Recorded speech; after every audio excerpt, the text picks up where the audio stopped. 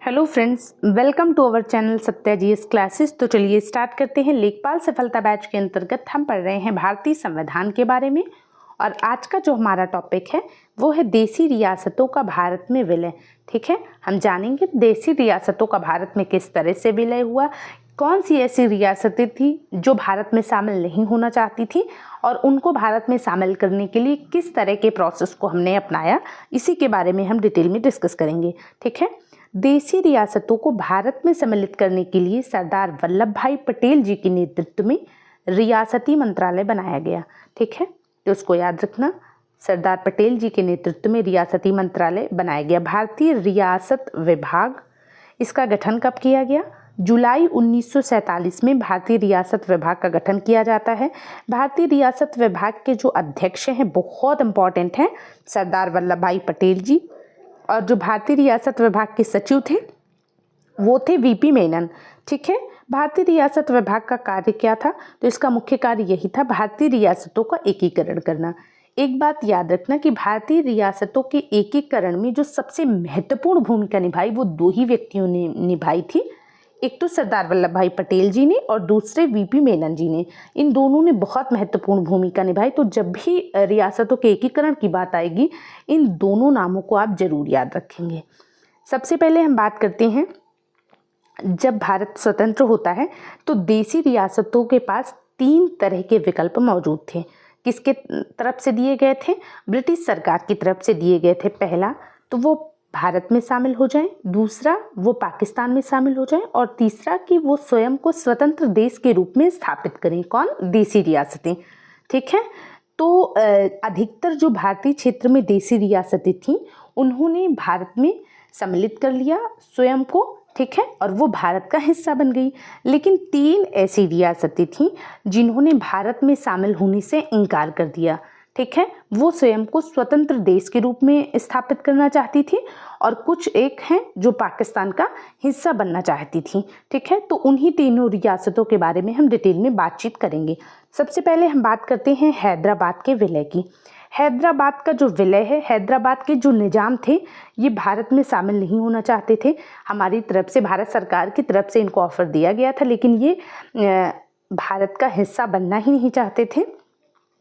तो फिर ऑपरेशन पोलो चलाया गया वहाँ पे हैदराबाद में और ऑपरेशन पोलो के तहत पुलिस कार्रवाई के माध्यम से इनको भारत का हिस्सा बनाया गया। किसको? हैदराबाद को। ठीक है, हैदराबाद के जो निजाम थे ये भारत में शामिल नहीं होना चाहते थे।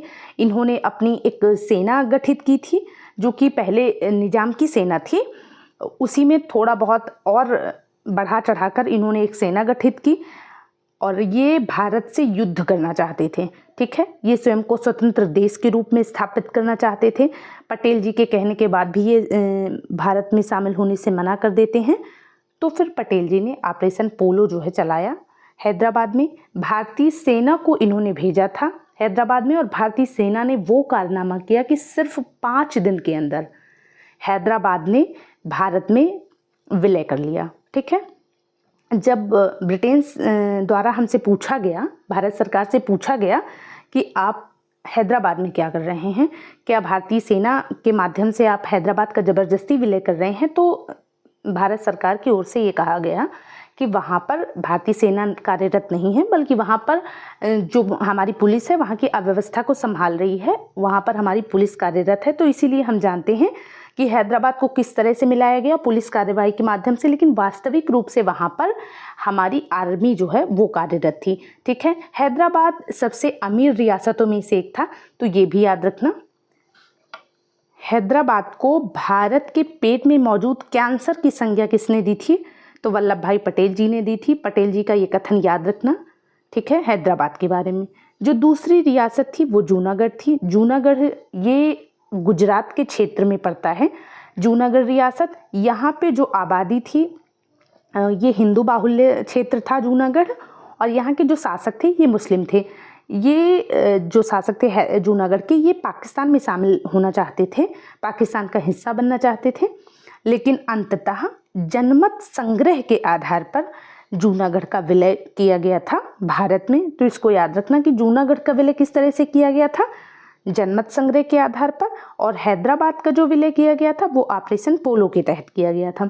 फिर हम बात करते हैं तीसरी रियासत की, जम्मू कश्मीर की। जम्मू कश्मीर का विलय किस तरह से हुआ? जम्मू कश्मीर के जो शासक थे वो हरि सिंह थे, ठीक है। भारत सरकार की ओर से हरि सिंह को जो है आमंत्रित किया गया था विलय पत्र पर हस्ताक्षर करने के लिए, भारत में शामिल होने के लिए। तो हरि सिंह ने भारत में शामिल होने से इनकार कर दिया था, ठीक है। हालांकि कुछ ही समय बाद, आज़ाद होने के कुछ ही समय बाद, जो पाकिस्तान की सेना है उसने जम्मू कश्मीर पर क्या कर दिया? आक्रमण कर दिया।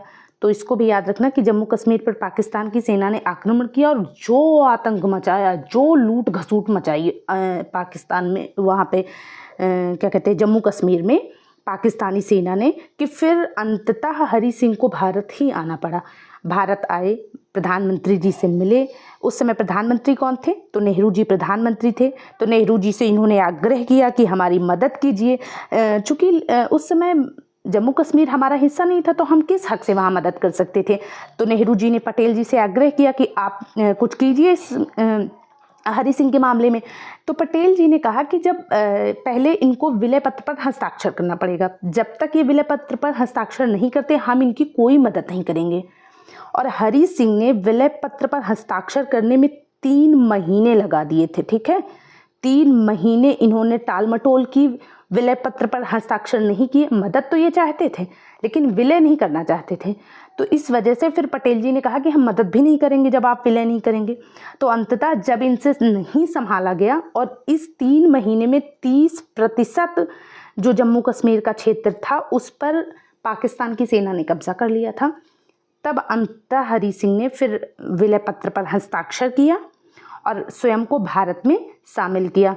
इसके बाद फिर भारतीय सेना इंटरफेयर करती है, हमारी सेना वहाँ जाती है।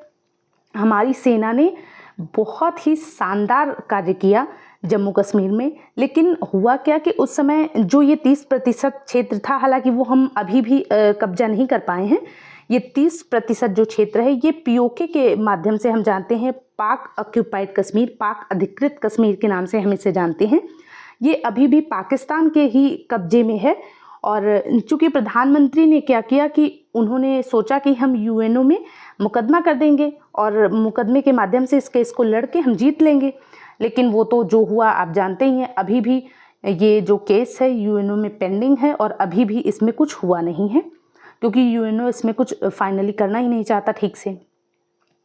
तो ये थी आज की क्लास। आई होप आपको ये क्लास पसंद आएगी।